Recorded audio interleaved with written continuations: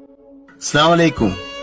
കോഴിക്കോടുള്ള സ്വദേശി അജ്മാനിൽ വെച്ച് വാഹനാപകടത്തിൽ മരണപ്പെട്ട് മയ്യത്ത് നാട്ടിലേക്ക് കൊണ്ടുപോകാന് എല്ലാ പേപ്പർ വർക്കുകളും കഴിഞ്ഞ് ടിക്കറ്റ് കിട്ടിയത് വെള്ളിയാഴ്ച വൈകിട്ടാണ്.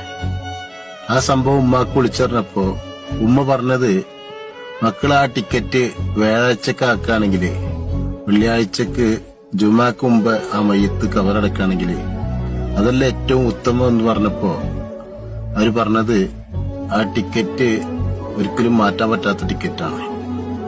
വ്യാഴാഴ്ചക്ക് ടിക്കറ്റ് ഇല്ല ഓൾറെഡി, അതുകൊണ്ടാണ് വെള്ളിയാഴ്ചക്ക് എടുത്തത് എന്ന് പറഞ്ഞ സംഭവം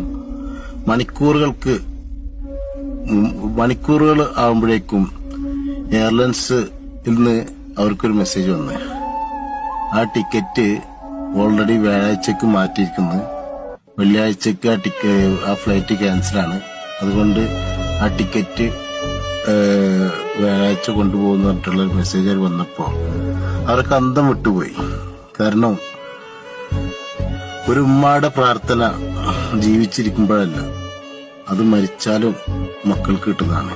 അപ്പൊ അതുകൊണ്ട് എന്റെ ഈ വീഡിയോ ഏതേലും ഉമ്മമാര് കാണുന്നുണ്ടെങ്കിൽ നിങ്ങളെല്ലാവരും മക്കൾക്ക് വേണ്ടി ആത്മാർത്ഥമായി പ്രാർത്ഥിച്ചു. നിങ്ങളുടെ പ്രാർത്ഥന അള്ളാഹ് ഒരിക്കലും കേൾക്കാതിരിക്കില്ല.